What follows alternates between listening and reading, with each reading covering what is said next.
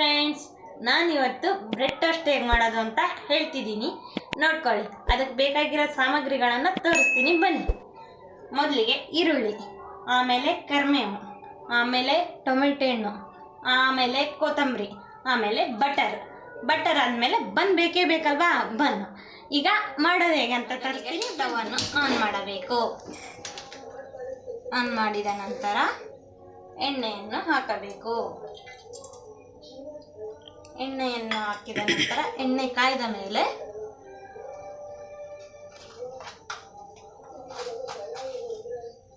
ಜೀರಿಗೆ, ಸ್ವಲ್ಪ ಸಾಸಿವೆ ಹಾಕಿ,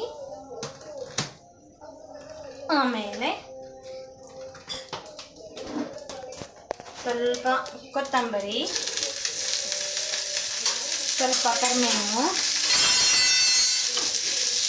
ಆಮೇಲೆ ಸ್ವಲ್ಪ ಈರುಳ್ಳಿ, ಕರಿಬೇವು ಎಲ್ಲ ಮಿಕ್ಸ್ ಮಾಡಿ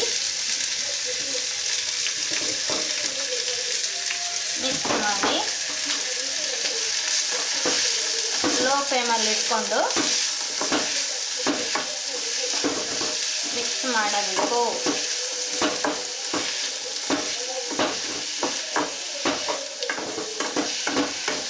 ಮಿಕ್ಸ್ ಆದ ನಂತರ ಒಂದು ಸ್ವಲ್ಪ ಗೋಲ್ಡನ್ ಫ್ಲೇವರ್ ಬರೋವರೆಗೂ ಹುರಿತಾ ಇರಬೇಕು. ಗೋಲ್ಡನ್ ಫ್ಲೇವರ್ ಬರ್ತಾ ಇದೆ.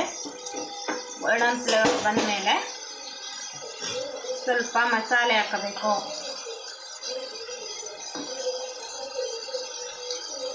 ಮಸಾಲೆ ಹಾಕಿ ಚೂರು ಅರಿಶಿನ ಪುಡಿ ಆದ ನಂತರ ಸ್ವಲ್ಪ ಖಾರ ಹಾಕಬೇಕು. ಖಾರ ಆದ ತಕ್ಷಣ ಮತ್ತೆ ಮಿಕ್ಸ್ ಮಾಡಬೇಕು.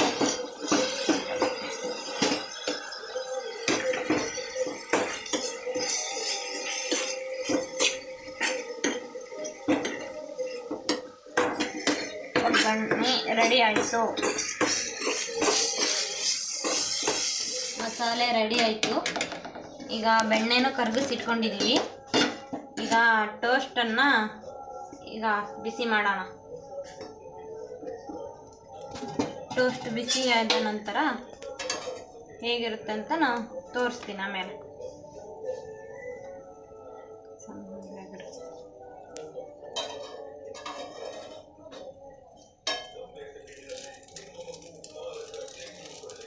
ಇದು ಬನ್ ಅಲ್ವಾ, ಒಂದು ಸ್ವಲ್ಪ ಇದು ಆಗುತ್ತೆ.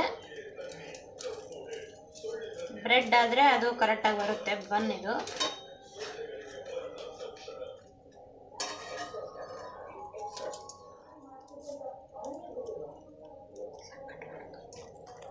ಟೋಸ್ಟು ರೆಡಿ ಆಯಿತು. ಬಿಸಿ ಮಾಡ್ಕೊಂಡಿದ್ದೀವಿ. ಪಲ್ಯನೂ ರೆಡಿ ಆಯಿತು, ಬೆಣ್ಣೆನೂ ರೆಡಿಯಾಗಿದೆ. ಈಗ ಬೆಣ್ಣೆನ ಇದಕ್ಕೆ ಹಚ್ಚೋಣ.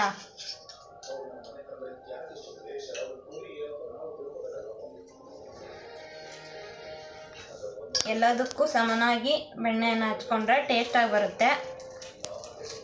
ನೀವು ನಿಮ್ಮ ಮನೆಯಲ್ಲಿ ಟ್ರೈ ಮಾಡಿ.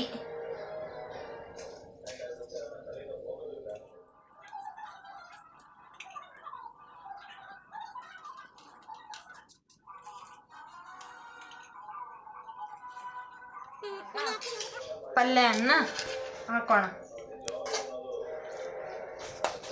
ಈ ಥರ ಚೆನ್ನಾಗಾಗಬೇಕು ಪಲ್ಯ ಎಲ್ಲದಕ್ಕೂ ಸಮನಾಗಿ ಹಾಕ್ಕೊಳ್ಳೋಣ.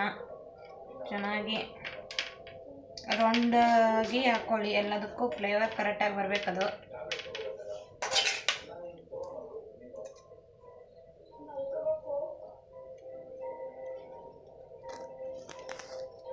ಈ ಕಡೆ ಇಟ್ಟಿದೆ ಅಲ್ಲ ಬನ್ಸು, ಅವು ಸಪ್ರೇಟು. ಅಂದರೆ ಇದು ಪಲ್ಯ ಹಾಕಿದ್ದಾದ್ಮೇಲೆ ಮೇಲೆ ಬರ್ಗರ್ ಥರ ಮುಚ್ಚೋದಕ್ಕೆ.